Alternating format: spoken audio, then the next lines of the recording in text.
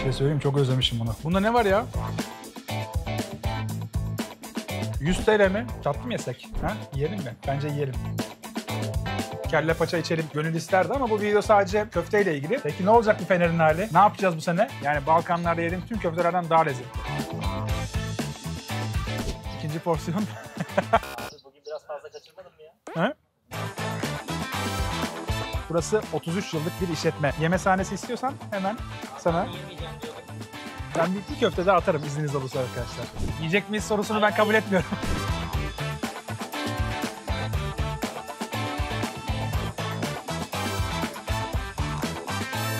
Bir porsiyonda. Ya da 2 tane eklenti yapar, bana yeterli olur. 3 aylık bir aranın ardından tekrardan karşınızdayım. Öncelikle şöyle bir öpeyim sizi bir. Bayağı özlemiştim. Öpmesek olmaz. Çünkü bayağı ara verdik. Bugün Trakya'dayız. Trakya'da köfte rotası yapacağız. Biliyorsunuz ki benim en sevdiğim lezzetlerden bir tanesi köfte. Ahmet Bey köyü hemen arkamda. Birazdan kahvaltıyla başlayıp gün boyu köfte yemiş olacağız. Lafı daha fazla uzatmayalım. Bugün Trakya'da 4 farklı köfteci gezeceğiz. Hepsini böyle yiye yiye gideceğiz. Pac-Man gibi. Gerçekten çok eğleneceğiz. Ahmet Bey'de başlıyoruz. Ahmet Bey'in ilk durağı birazcık farklı olacak. Özellikle hayvancılık yapıyorlar. Yetiştirdikleri hayvanlarla köfte yapıyorlar. Bence bu haber değeri olan güzel bir konu. Hazırsanız Trakya köfte rotası başlıyor.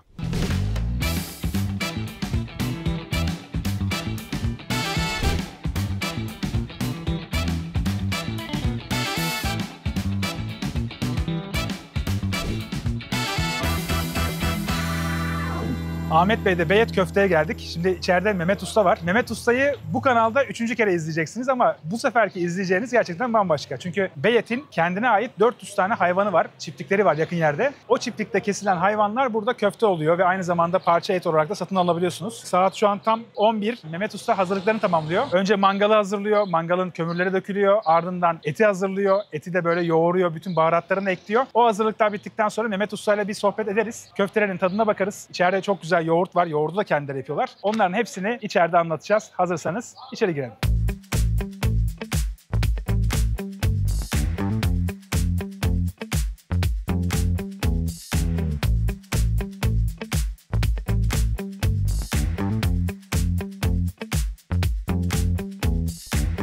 Mehmet abi. Merhaba, hoş geldiniz. Merhaba, hoş bulduk. Nasılsın? Teşekkür ederim. Siz nasılsınız? İyiyim ben de. Abi seni 3. çıkarışımız bu. Evet. Ama yani bu bir ilktir yani. Başka birisini çıkartmadık. Evet, doğrudur. Ama bizi bu sefer buraya getiren şey farklı bir şey. Birazcık daha Evet. böyle senin köfteler artık yani mekan değişti. Aynen. Köfteler de değişti birazcık. Evet, buradaki lezzeti bir tık daha üst seviyelere taşıdık. Çünkü burada kendi hayvanlarımızı kesip istediğimiz yerini kullanabiliyoruz. Hı hı. Bildiğim kadarıyla Ahmet Bey köftesi sadece danadan oluyor. Evet. Yani içine hiç kuzu girmiyor. Hayır. hiç Yağ bile kuzu- girmiyor. Yağ da girmiyor. Eskiden Ahmet Bey köftecisindeydin. Evet, aynen, Aslında evet. buranın ismiyle başlayan ilk en ünlü yer Evet, orasıydı. doğrudur. Sonrasında Tutku Köfte'ye geçtin. Evet. Sonrasında Beyet'tesin. Evet, doğru. Şimdi Beyet'te tabii farklı bir olay var. Yani hayvancılık olduğu için Evet. bütün eti kullanabiliyorsunuz değil mi? Yani hayvanın Evet. her yerinden kullanabiliyorsunuz. Neresi var? Özellikle kaburga, boyun, boşluk, antrikot diye tabir ettiğimiz iç yağını da kullanıyoruz. Yaprak yağı dedikleri. Güzel. Daha sulu olması ve daha lezzetli olmasını Sağlamış müşterilerimize sunuyoruz. Evet. Süper. Peki bir şey soracağım. Tabii ki. Doğru söyle ama bana. Estağfurullah. Kaç tane yiyorsun günde? 2 porsiyon Vallahi- gidiyor mu? Aynen. Abi ben bir şey Ama söyleyeyim mi? her yoğurdumda tatıyorum. Tabii Tadıyorsun. ki müşterilerime önce kendim beğeniyorsam veriyorum, yoksa vermiyorum. Güzel, süpersin abi. Çok teşekkür ederim. Zaten Ben biz de seni teşekkür bildiğimiz ederim. için her Çok Ahmet teşekkür Bey'e ederim. gelişimizde Sağ olun. mutlaka Mehmet abi de yiyoruz. Çok teşekkür Nereye ederim. giderse sağ olun. gitsin bizim için öncelik her zaman ustaların peşinde Çok gitmek. teşekkür ederim.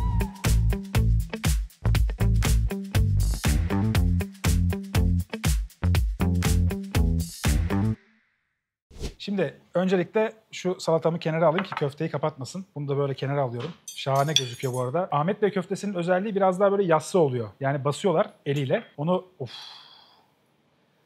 Bak bak bak bak, sulu sulu. Görüyor musun? Gerçekten güzel gözüküyor. Yassı yapmalarının sebebi ateşte aslında diğer köftelere göre biraz daha az duruyor. Çok fazla pişirme yapmıyorlar. O yüzden ince yapıp bir tarafa pişirip hemen arkasını çeviriyorlar. O bence suyunu da içinde hapsetmesini sağlıyor. Ve içi de pişiyor böylelikle. Bir şey söyleyeyim, çok özlemişim bunu. Ama bu bayağı tadıyla, yağıyla, tuzuyla çok güzel bir köfte. Çok beğendim. Yani öncekiyle farklı mı derseniz evet farklı. Biraz daha yağ oranı yüksek ki o zaman da çok lezzetliydi ama bu başka seviyemiş hakikaten. Şimdi burada bir yutong var. Ben öyle diyorum çünkü görüntü itibariyle tamamen inşaat sektöründen bir betonarme gibi. O kadar güzel ki yani şuna bakar mısınız? Muazzam duruyor. Ben bunu bir şöyle krema gibi alayım. Hoppa. Baksana.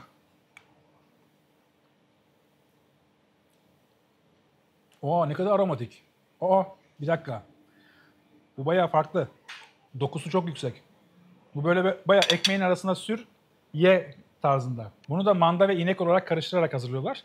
Yine kendileri yapıyorlar. Dışarıdan almıyorlar. Buranın güzelliği, yani diğer yerlere göre farklılığı da bu. Hem hayvancılık yapıp etlerini kendileri alıyorlar, hem de bu şekilde yoğurdunu da yapabiliyorlar. Burada bir sosları var ki biliyorum, bu sos çok güzel bir sos.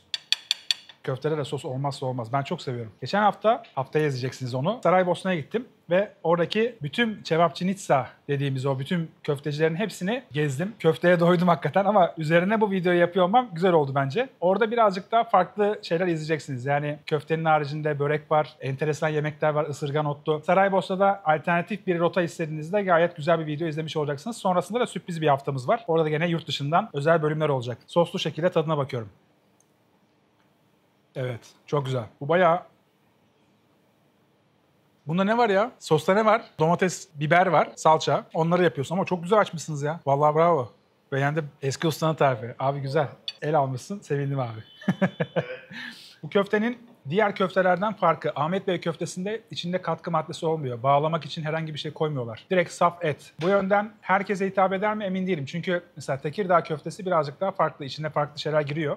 Bunu her gün taze hazırlıyorlar. Hatta şöyle söyleyeyim, biz sabah geldiğimizde daha hazır değildi. Hazırlanmasını bekledik. Yoğurma aşamasını da görmüş olduk böylece. Ne kadar steril bir ortam olduğunu bu arada şaşırdım. Ahmet Bey'de böyle bir yer olduğunu bilmiyordum açıkçası. Burayı açan kişi aslında Aykut Bey. Aykut Bey'in burada çiftliği var. 400'den fazla hayvanı var. Bu da demek oluyor ki kes bitmez. Yani buradaki et tedariği konusunda herhangi bir sıkıntı çekmeyecekler. Asıl amaçları çiğ et satmak. Yani normalde burada kasap şeklinde çalışıyorlar. O kasap şeklinde çalışmanın haricinde de köfteciliğe başlamışlar. Bu konsept bence güzel. Çünkü bu civarda neredeyse 15'ten fazla köfteci var. Ahmet Bey küçük bir köy olmasına rağmen köftecileriyle meşhur olan bir yer. Ama işlerinde fark yaratanlar da oluyor. Tek hem çiftliği olup hem de köftecilik yapan yer burası. Ekmek tabii ki köftenin yağını çekiyor. Bu farklı bir seviye. Bu arada ekmek de çok güzel bir ekmek. Bunu böyle çıtır çıtır aldığım zaman, yani yağlı şeyleri de seviyoruz biliyorsunuz ki. Her zaman köftede eğer daha da çok seviyoruz. Ben bunu şöyle biraz daha yağlayayım. Köfteden de çok azıcık alıyorum. Bu sefer elle yiyeceğim. O kadar yoğrulmuş ki dişimde arada dağılıyor. Yani ısırdığın anda dağılıyor. O yüzden ben bunu çok sevdim. Bir de bu yağlı olmasından dolayı da damaklar böyle farklı bir tat bırakıyor. Uzun süre devam ediyor. Sos muazzam. Hepsi kombine şekilde düşününce damakta çok güzel bir tat bırakıyor. Ahmet Bey köftesinin diğerlerinden farkı bence bu. Köfte ön planda ama diğer yan ürünlerle de çok güzel oluyor. Ben köfteye bayıldım. Gerçekten çok güzeldi ama sıradaki durakta da başka bir köfteci bizi bekliyor. Gitmeden önce de fiyatları söyleyelim. Şimdi burada genellikle kilogram fiyatı üzerinden hesaplanıyor. Teşekkür ederim. Kilogram fiyatı üzerinden hesaplanıyor. Burada 1200 lira kilosu. Dışarıdaki birçok işletmede 1500 lira. Bunun avantajı tabii ki hayvancılığı da kendileri yapmasından dolayı. Önümde 5 adet köfte vardı ama gramaja göre hesaplanıyor. Bu 250 gram civarı geldi, yani 300 lira. Yoğurt 90 lira, salatada tek kişilik 50 lira. Bence her şey muazzam gözüküyor. Bir de burada tatlı varmış. Tatlı mı yesek? Ha? Yiyelim mi? Bence yiyelim. Çünkü o da özel bir tatlı. Mehmet abi, sütlacın var mı? Evet. Tamam, bir tane alabilir miyim abi? Evet. Teşekkür ederim. Evet. Bu fırınlanmamış sütlaç. Evet. Bu özel Jersey ineğimizin sütünden bol yağlı. Tek Jersey sütü mü Evet. var? Başka bir şey yok mu? Başka bir şey yok. Onu kullanarak içine hiçbir katkı maddesi koymuyor. Ben sütlaç meraklısıyım biliyorsun ki, ama Evet. bir de Jersey sütüyse iyice böyle. Yüksek yağlı o zaman bu. Evet, çok yüksek yağlı. Vay. Tamam. Teşekkür ederim abi. Çok sağ ol. Olsun. Sütlaç benim tam böyle çocukluğumda yediğim sütlaçlardan. Yani fırınlanmamış. Evde böyle sütlacı yapardık. Ardından dolaba kalkardı onlar. Buz gibi olurdu. Ertesi gün yenirdi. Yani o gün yenmezdi. Tadına bakıyorum. Bir de üzerinde tarçın var tabii ki. Yeniler bilmez. Eskiden biz tarçın atardık sütlaca. Güzel. Bak, bu Jersey sütü tarçınla beraber o kadar güzel olmuş ki. Bu tam böyle sanayi esnaf lokantasındaki sütlaçlar olur ya, onlardan olmuş. Çok güzelmiş. Bu ne kadar? 100 TL. 100 TL mi? Evet. 100 liraya sütlaç mı kaldı ya? Bir de Jersey sütü. Evet. Yani vallahi bravo. Ben sütlacı bitireceğim. Yalan yok. Çok sevdim. Bitirdikten sonra sıradaki durağımız için yola çıkacağız ve Çorlu'ya doğru devam edeceğiz. Kaşığını alan gelsin.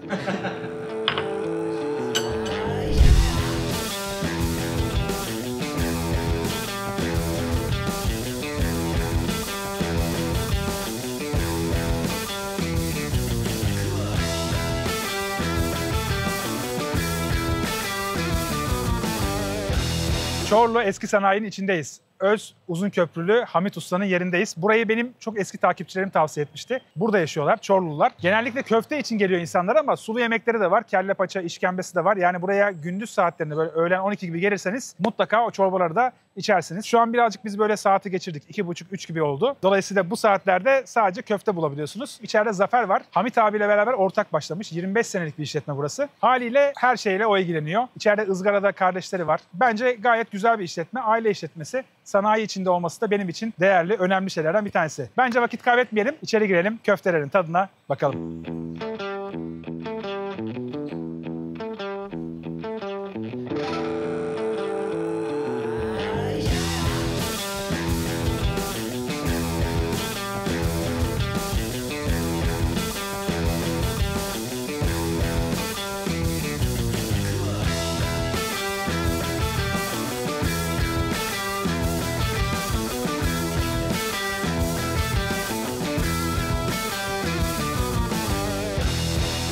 Köfte önüme geldi ama şu hemen yan tarafındaki ızgara üzerinde köftelerin pişerkenki haline bakınca insanın hakikaten canı çekiyor. Yani içeri girdiğin anda kokusu insanı alıyor. Buranın özellikle Uzunköprü'nün meraklısıyım, tutkunuyum. Çünkü orada gerçekten çok güzel köfteciler var. Her gittiğimde de böyle hani oturup masa başından kalkamıyorsun. Sürekli söylüyorsun yenisini. Bir de Uzunköprü'deki insanlar böyle rakıyla beraber eşleştirmeyi çok iyi biliyorlar. Orada çok güzel meyhaneler var, çok güzel köfteciler var. Ama buradaki biraz daha farklı. İçinde birazcık daha farklı şeyler var. Anlatacağım. Öncelikle bir tadına bakayım müsaadenizle. Bak bu biraz daha kalın. Yani sabah yediğim Ahmet Bey'deki köfteye göre biraz daha kalın bir köfte. Yağlılık oranı iyi gözüküyor. Güzel. Çok güzel köfte. Baksana. Suları akıyor. Acayip gözüküyor. Piyaza geçmeden önce ben size köfteyle ilgili birazcık bilgi de vereyim. Aynı Ahmet Bey'deki gibi içinde sadece dana eti var. Dana ön kol, kaburga, gerdan, tuz, karabiber, kimyon, birazcık soğan, birazcık da böyle dışı alınmış ekmek, yani bayatlamış ekmeği koyuyorlar. Çok azıcık da, yani böyle 10 kiloya birkaç 100 gram olacak şekilde karbonat da koyuyorlar. O da bağlamak için. Her köftecinin farklı bir tarifi var. 25 yıldır neredeyse bu tarifle yapıyorlarmış. Köfte çok güzel ama sosuyla deneyeceğim onu tekrar. Bir piyaz girişi yapalım çünkü bu videoda piyaz olmazsa olmaz. Bu da pelteli, damakta böyle ezebiliyorsun. Çok güzel. Taze tabii ki. Yani üzerindeki domates, soğan market ürünü değil. Gidip de buradaki bütün hallerde en iyi ürünleri görebiliyorsunuz. Anadolu'da zaten birçok yerde iyi ürün kullanıyorlar. Maalesef İstanbul'da bir köfteciye gittiğiniz zaman bunlar marketten alınıyor. Yayık ayran yapıyorlar. Bunu da kendileri yapıyorlar. Oo, çok güzel. Tuzlu tuzlu vallahi severim. Köfteyi sosuyla denemek istiyorum. Çünkü sosun görüntüsü aynı sabahki köftecideki olduğu gibi muazzam duruyor. Hatta bir şöyle çatalımın ucuyla bir tadına bakayım. Oo. Abi söylesenize, acıymış bu. Acıymış sos. Niye söylemiyorsun? Sen bilmiyorsun. Dur bir ekmek yiyeyim. Ayran. Ayran mı? Of.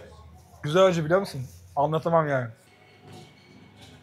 Kaldığım yerden devam ediyorum. Bak bu köftede baharat tadı hiç yok. İçinde kimyon ve karabiber olmasına rağmen baharat tadı yok. Sadece et tadı alıyorsun. O çok güzel bir şey. Tuzu bence az. Benim istediğim tarzda aslında. Çok böyle tuzlu gelmiyor. Çünkü bu tarz şeylerin yanına genellikle piyazdı, salataydı, o tarz şeyler söylenince üzerine tuz ekiliyor çünkü. Haliyle ben onu, köfteyi birazcık daha et tadı almak için yiyorum. Tam istediğim kıvamda. Uzunköprü tarzı da aslında birazcık farklı. Yani sabahki Ahmet Bey biraz daha yassıdır, basıktır. Bu biraz daha böyle tontondur böyle. İçi biraz daha az pişer, sulu pişer daha doğrusu. Sulu pişmesinden dolayı da damakta suyunu böyle fazla bırakır. Anlatırken bile şu anda tükürük bezleri çalışıyor. O yüzden ben bunu ağzıma atıyorum. Ekmek de taze bu arada. Ekmek de deneyeyim mi şöyle? Şöyle bir yaklaş da gör bir ne kadar güzel bir kombinasyon olduğunu. Ama buna bir de şöyle sos ekleyeyim. Tamam işte oldu. İdeal kahvaltı. Gerçi kahvaltıya geçeli çok oldu ama gördüğün gibi çok güzel. İçi tam istediğim gibi pişmiş. Yani benim için köftede önemli olan şey bu. Kalın olması, birazcık daha böyle içinin sulu kalması. Bunu böyle herkes başaramıyor. Ama bunda birazcık daha böyle soğan tadı aldığımı söyleyebilirim. Ben soğan tadını daha az almayı tercih ederdim. Ama kim tavsiye ettiyse takipçilerimden helal olsun. Yani güzel bir lezzet durağı, sanayi lezzet durağı. Ben özellikle Maslak sanayide çok fazla takılıyorum biliyorsunuz ki. Türkiye'nin birçok sanayisinde de gitmişliğim var eskiden. Eski mesleğimden dolayı. Haliyle sanayide kötü bir şey yeme şansınız azalıyor. Çünkü ustalar protein bakımından lezzetli ve kaliteli bir protein almak istiyorlar. 25 yıldır da aynı yerde böyle açık olup bu şekilde güzel köfte yaptığına göre de buranın ne kadar kaliteli ve insanlar tarafından da kabul gördüğünü görmüş oluyoruz. Çok güzel ya. Mete gel bakayım gel. Mete gel yanıma gel yanıma. Ne haber, ne yapıyorsun? İyiyim abi. Sen ne yapıyorsun? İyidir. Nasıl gidiyor? İyiyim abi. Yazın çalışıyorsun. Yazın buradayım abi. Ha? Esnafçılık. Sen kime selam yollamak istiyordun? Buradan babama yollamak isterim. Oğlum az önce Tuna Tavus'a selam yollamak istiyorum dedin. Tuna'ya selam yolla. Tuna abi inşallah seninle bir gün karşılaşırız. Tamam. Karşılaşırsa zaten görürsün onu. Görmemek şansın yok. Bir gün belki beraber geliriz. Abi, Selam söylemek ister misin ona? Tuna abiye selamım olsun. Tamam. Peki ne olacak bu Fener'in hali? He? Ne yapacağız bu sene? Olmayacak mı? Gene mi olmayacak? Bu sene de oldu abi. Yapma öyle. Her zaman umudun olsun. Boş ver. Ne demişler? Umut fakirin ekmeği. Biz böyle 10 senedir bekliyoruz. Kaç yaşındasın? 12 yaşındayım. 12. Vallahi helal olsun sana. Mesleğe sahip çıkıyorsun. Sahip. Köfteciliğe devam mı? Devam abi. Süper. Seninle tanıştığıma memnun oldum. Ben de abi. Şimdi ne yapıyoruz? Hesabı ödeyeceğiz. Bana hesabı getir. Ben onu ödeyeyim. Tamam mı? Abi.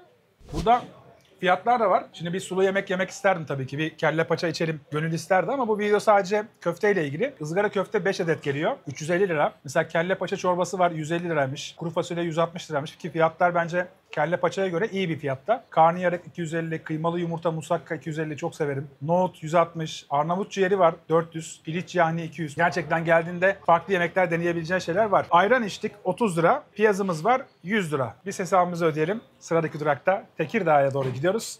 Orada biraz daha böyle yol üstü bir durağımız olacak. Orada görüşürüz.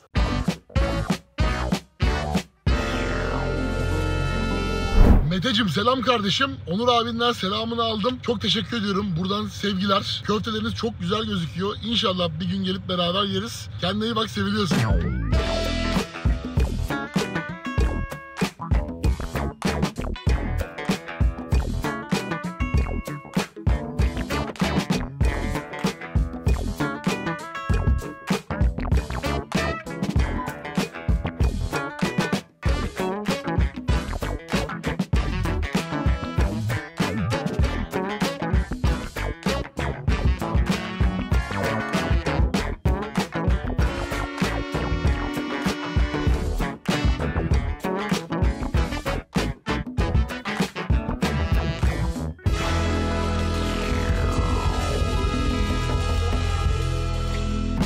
Tekirdağ'daki Çorlu Kavşağı'nda yer alan Melih Öge Tekirdağ Köfte'ye geldik. Burası hem bir dinlenme tesisi hem de bir restoran. Önümde de bir Tekirdağ köftesi var. Gerçek Tekirdağ köftesi görüntü itibariyle bu. Lezzet olarak bu mu? Tadalım. Ardından da köfteyi anlatmaya devam edeceğim. Yine bir Balkanlara ışınlandım. Yani bayağı şevabi gibi. Yağ oranı sabah yediğim 2 tane köfteye göre birazcık daha fazla. Bunun bir sebebi var tabii ki. İçinde kuzu var çünkü. Miktarı az olsa da çerez gibi ya. İnanılmaz. Genelde böyle yol üstünden geçerken çok iyi dinlenme tesisleri veya çok iyi köfteciler olmayabiliyor yol üstünde kalanlar. Ama burası bence farklı. Benim gördüğüm kadarıyla mutfak olarak yol üstündeki en temiz restoranlardan biri. Yani yol üstü lezzet duraklarında bu kadar temiz bir mutfağa sahip olan başka restoran görmedim diyebilirim. Yani bilmiyorum bir yemek kanalında bunu söylemek doğru mu ama tuvaletleri de hakikaten kendi evimizde nasıl temizse aynı şekilde tertemiz. İçeride klima bile var. Buna özenlikleri için özellikle burayı söyleyebilirim. Çünkü en başta titizlik olarak sadece lezzet değil, bulunan işletmenin temizliği de çok önemli bence. Burası gerçekten kefil olabileceğim yerlerden bir tanesi. Köfteye gelirsek, köfte %90 dana, %10 kuzu. Ama bunu böyle gidip de market ürünü olarak almıyorlar. Hayvanları kendileri kestiriyorlar. Tanıdıkları, bildikleri çiftliklerden alıyorlar. Trakya kıvırcık kuzu eti var ama %10 kadar, %90 kadar da dana eti var. %10'luk o Trakya kıvırcık kuzu etinin boşluk eti işte o inanılmaz bir lezzet katmış buna. Yani bunun sabahki yediğim o 2 köfteden farkı yağ oranı birazcık daha fazla ve damakta tadını çok güzel veriyor. Ocakta usta pişirirken çok ağır bir ateşte pişiriyor. Yine kömür ateşinde ve sürekli olarak yer değiştiriyor köfteleri. Bu da bence bir pişirme yöntemi anlamında önemli bir konu. Ağır ateşte pişmesi ve her yerinin eşit pişmesi gerekiyor. Koyup dağıta pişirmiyor. Tek tek ilgileniyor, tek tek çeviriyor. Her yere eşit pişmiş oluyor. Gördüğünüz gibi ortaya çıkan tablo da bu şekilde gayet güzel oluyor. Gidiyor.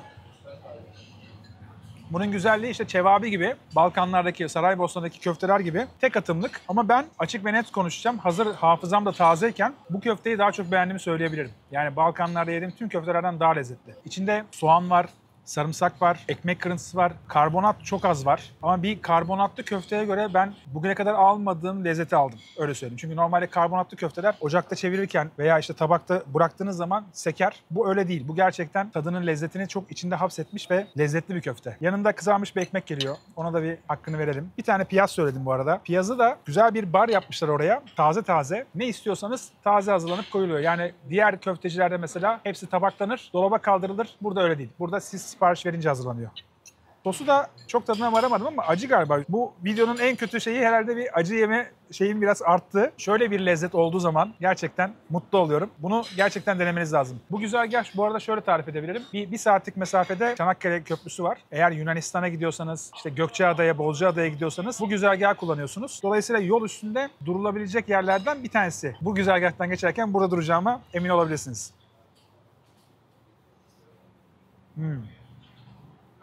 Ekmekle ve soslarla çok daha güzel oluyor bence. Yani sade yemeyin, hepsini birleştirin. Ayran paketli ama benim son zamanlardaki favorim Karamaya ayran. Bu da gerçekten rayası fazla. Gerçekten gurme lezzet arayanların yanına eşlik edebilecek bir ayran bence. Önceden mesela Eker ayranı çok severim, her zaman severim. Ama bu Karamaya ayran çıktığından beri genellikle bundan söylüyorum. Bir de Ekşi Maya ayran var. Onu da eve alıyorum genellikle. Bu ara ayran çok tüketiyorum ben nedense. Çok seviyorum ama yani. Ama ayran sevmeyen de yoktur herhalde. Rengi değişmese de tadı değişen başka içecekleri de seviyoruz. Milli içki. Şimdi yol üstü olduğu için burası köfte servisi saat 11'de başlıyor. Gece 12'ye kadar devam ediyor. Ama daha erken gelirseniz sabah saatlerinde kelle paça, işkembe, aynı zamanda kahvaltı tabakları, yumurtalar. Kahvaltı yapabileceğiniz bir ayrı bir tarafta var yani. Onu belirtmem gerekiyor. Gündüz geldiğinizde köfte haricinde bir şey denemek isterseniz de satır etleri var. Köftenin farklı çeşitleri var. Kaşarlı köfte var, satır köfte var. Satır etin haricinde... Nasıl? Heh, kendi üzerime alındı. Başka bir şey. Sipariş ediyormuş. Tamam getiriyorum. Atıyorum ocağa. Alışveriş yapmak isterseniz çiğ olarak köfteyle satıyorlar. Burada güzel bir kasap şarküteri reyonları var. Hatta ve hatta yol üstünde güzel bir peynir almak isterseniz burası gene mantıklı yerlerden biri. Çünkü Koçulu peynirciliğin peynirleri de var. Ezine peyniri de var. Zeytinyağı var mesela. Özgün zeytinyağı. Ayvalık'tan bildiğimiz rahmetli Ahmet abinin markası. Gerçekten güzel ürünleri sundukları bir şarküteri de bulunuyor. Yani buraya geldiniz, yemeğinizi yediniz, alışverişinizi yaptınız. Yolunuza devam edebilirsiniz. Ama bence mutlaka köfte için bu adrese uğramalısınız. Ben porsiyon söyledim. Porsiyonda 10 tane köfte var ama isterseniz 5 adet ya da 15 adet 1,5 köfte ya da yarım köfte olarak da söyleyebiliyorsunuz. Porsiyon fiyatı 350 lira. İçinde de 160 gram var. Piyazımız var 150 lira. Ayranımız var 60 lira. Ben burayı toparlıyorum. Bir de alışveriş yapıyorum kendime. Ardından son durakta görüşürüz. Yeme sahnesi istiyorsan hemen sana...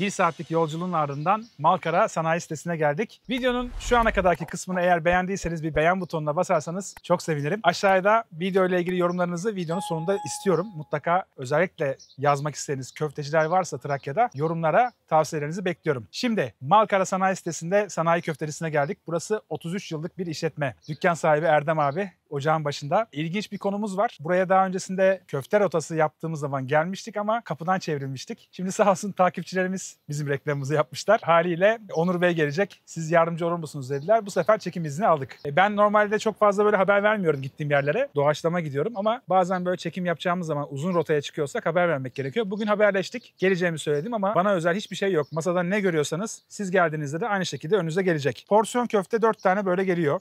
Bu bugünkü köftelerden biraz farklı. Çünkü görüntüsü itibariyle de birazcık daha yağlı bir köfte. İçinde çok böyle katkı maddesi herhangi bir şey yok. Çok küçük küçük maddeler var. Onların da ne olduğunu anlatacağım ama öncesinde bir tadına bakalım. şu yağlılığı göstermek istiyorum ben. Bak damlıyor zaten. Anlatmaya gerek yok. Bu önceki köfteler gibi değil. Ben bunu direkt... İkinci porsiyon. Söyleyeyim mi? Abi bugün biraz fazla kaçırmadın mı ya? He? Bugün biraz fazla kaçırmadın mı? Nasıl yani? Çok mu yedim? Bara gidelim istiyorsan. Olur abi.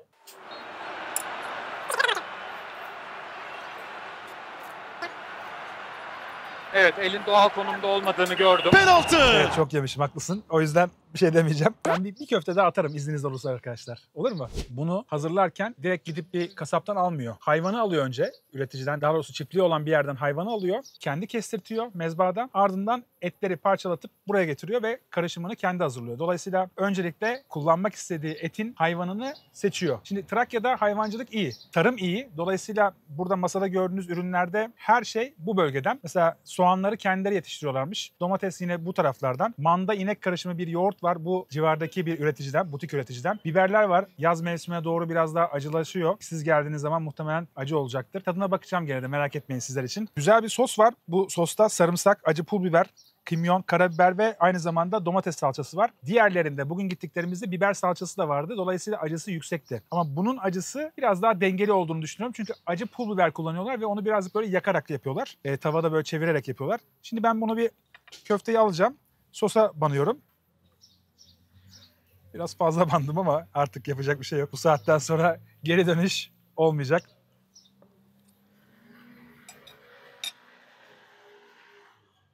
Abi sos da muhteşem ya. Çok güzel. Bak mesela hiç acı değil. Ama o domates tadını, domates salçasının tadını o kadar iyi alıyorsun ki hakikaten bu köfteyle çok güzel uyumlu. Bir de tabağın şöyle gösterir miyim ben? Altında sular birikmeye başladı. Yani ne kadar sulu bir köfte olduğunu, yağını bıraktığını bak her geçen saniye. Görüyor musun? Buradan yağlar aşağı doğru akıyor. Şelale oldu. Bu güzel köfte. Yani damakta patlayan bir köfte. Benim tarzım mesela bu. Yani bu köfte rotasındaki en yağlı, en sulu köfte bu. Buranın güzel taraflarından biri şu. Siz sipariş verdiğinizde normalde porsiyonu 4 tane var ama 3 tane geliyor. Eklentiyi istiyorum diyorsunuz, bir tane daha geliyor. Yetmezse bir eklenti daha istiyorum diyorsunuz, o bir tane daha geliyor. Ayranı kendileri yapıyorlar inek sütünden. O da gerçekten çok güzelmiş. Tadına baktım az önce ama yoğurt denemek istedim. Ona da şöyle bir hemen hızlıca bakayım.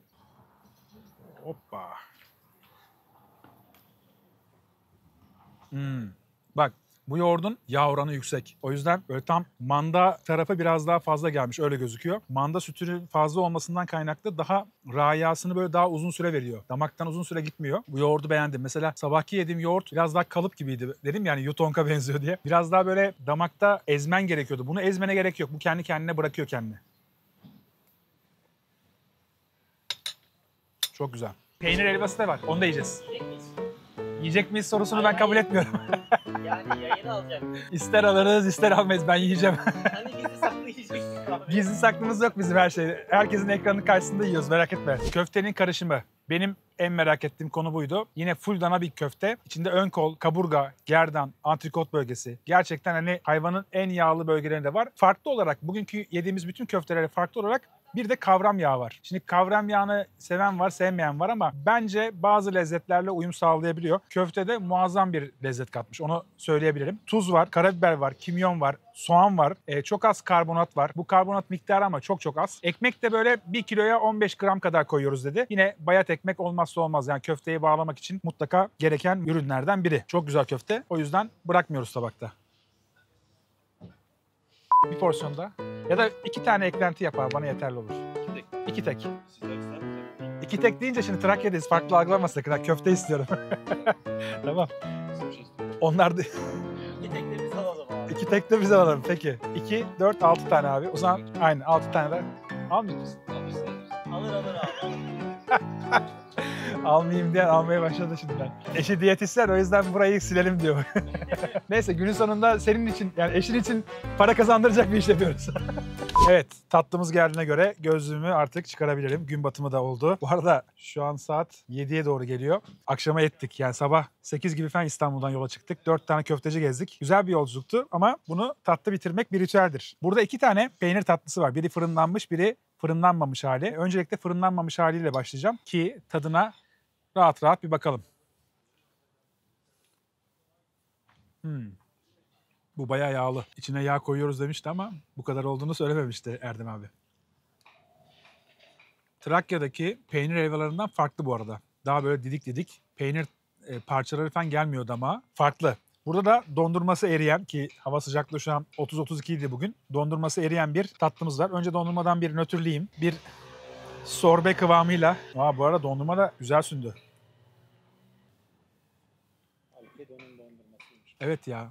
Bu Alpedo Maraş dondurması bizim bir videoda daha denk gelmişti. Herkes bunu kullanıyordu. Nedir bu dedik. Market ürünü Alpedo dediler ama hakikaten Alpedo'ya helal olsun. Güzel dondurma yapıyor. Bu aralar çok fazla böyle dondurma makinesi falan satılıyor biliyorsunuz. Herkes evde yapıyor dondurma makinesini. Ben olabildiğince yememeye çalışıyorum. Yersem çünkü tutamıyorum kendimi. Yani böyle yarım kilo söyleniyor. Geçmiş olsun. Ama merak ediyorum ya, bu 900 liraya gelmiş ya. Yarım kilosu. Dondurmanın yarım kilosu 900 lira olmaz abi ya. Neyse artık yapacak bir şey yok. Kemerden delik açıp İstanbul'a dönüyoruz. Fırınlanmış. Tabii ki fırınlanmış. Neden diyeceksiniz? Bu arkadaş tepsiye dizilip kalıba oturtturuluyor. O kalıpta işte kare kare bu şekilde oluyor. Üzerine bol tereyağı koyuluyor. Fırınlanıyor. O fırınlandıktan sonra ne oluyor biliyor musunuz? Üst katmanı aynı böyle krem brûle gibi böyle şekerleşiyor. Yani üstü sert, içine doğru girdiğiniz zaman da yumuşacık geliyor. Ama yani bu saçmalık. Bu hakikaten dondurmayla beraber yenilecek bir tatlı. Ne yaptınız abi siz ya? Hangi boş vaktinizde düşündünüz bunu ya? Böyle bir şey olur mu abi? Tahin fındık mı? Kışın mı? Yazın bunu yiyen abi koşarak gider İpsala sınır kapısından geçer. Dede Ağaç'a doğru devam eder. Vallahi muazzam. Tatlıya bayıldım. Abi bundan yerim ben daha. Var mı? Var mı yeterince? Tamam. 1, 2, 3. Köftemiz var daha. Kaçta kapatıyordunuz? Daha bir saatimiz var yani. Saat 8 şu an. 8 mi? 8'de falan kapatıyoruz. Evet 8 olmuş. 8'e 5 var. Bu arada fiyatları söyleyelim. Tatlının dondurmalı hali 130, dondurmasız hali 100 lira. İkisi de yani 150 lira normalde. Bu dondurma olduğu için ekstra bir 30 lira eklentisi var. Köfte 140 gram geliyor. 240 lira. Porsiyon fiyatı bu. Ayrıca tane olarak isterseniz ekstra olarak her bir tanesi 60 liraya geliyor. Salatalar uzun zamandır görmediğim bir fiyatta satılıyor. Tek kişilik salata 40 lira. Piyaz 40 lira. Fiyat performans muazzam. Yoğurt 100 lira. Manda inek karışımı, onu da 100 liraya almak gerçekten imkansız ve lezzeti gerçekten bugün yediklerim içinde en iyisiydi. Vallahi bravo. Fiyatlar çok uygun. Yani ben uzun zamandır böyle fiyat görmedim. 40 liraya en son ne yediğimi hatırlamıyorum biliyor musun? Bugün 50 lira bahşiş bırakıyorsun, beğenmiyorlar artık. 60 lira. Tamam. O zaman 10 tane yesek. Abi ver köftemizi. Çatal getireyim mi? Yok abi, ben bir tane tadına bakacağım. Arkadaşlar baksın geri kalan tadına. Çatal var mı? Tatlı yapıyorum aynısını. Aynısından onlara da. Sadece bundan. Ben de yerim abi. Yer misin? Tabii ki yerim. Yemeyecek gibi duruyor mu? O kadar beğendim ki. Açık ve net söylüyorum. Yani burayı çok sevdim. Yolculuk yapacaksam özellikle İpsala'dan sınırı geçip Yunanistan'a gidiyorsanız yol üstünde uğrayabileceğiniz Malkara'da tam böyle radara gireceğiniz noktadan sağa sapıyorsunuz. Yokuş çıkarken böyle radar işareti var. 82 kilometre hız sınırı. Onu görünce hemen sağdan çıkış yeri var. Orada sol tarafta bir kutucuk var. Oradan fotoğrafınızı çekiyorlar. Sakın girmeyin oraya. Sağdan girin siz. Malkara Sanayi Sitesi'nin içinde sanayi köftelisi. Ben gerçekten burada yediğim her şeyi çok beğendim. Ama köfte gerçekten ayrı parantez gerektiriyor. Gelip denemeniz lazım. Bir porsiyon yetmeyecek. Bunu garanti ediyorum. Mutlaka ikinci porsiyonu da söyleyeceksiniz. Bir videoyu da yine tatlı bitirmiş olduk. Umarım videoyu beğenmişsinizdir. Eğer beğendiyseniz ne yapacağınızı çok iyi biliyorsunuz. Beğen butonuna basarsanız çok sevinirim. Henüz abone değilseniz aramıza katılmak için abone ol butonu sizleri bekliyor ve tabii ki yorumlarınız benim için çok önemli. Yorumlarda beni doğru yönlendirirseniz, yeni tavsiyeleriniz olursa, mekanları özellikle tavsiye ederken ne yemem gerektiğini de belirtirseniz çok sevinirim. Ben sizleri çok özlemiştim. Nihayet kavuştuk. Bundan sonra her perşembe saat 7'de görüşüyoruz. Önümüzdeki hafta görüşmek üzere. Hoşçakalın.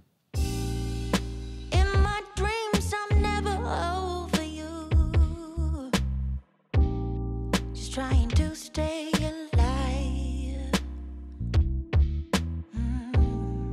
No matter how I feel or what I do, yeah, I keep on wasting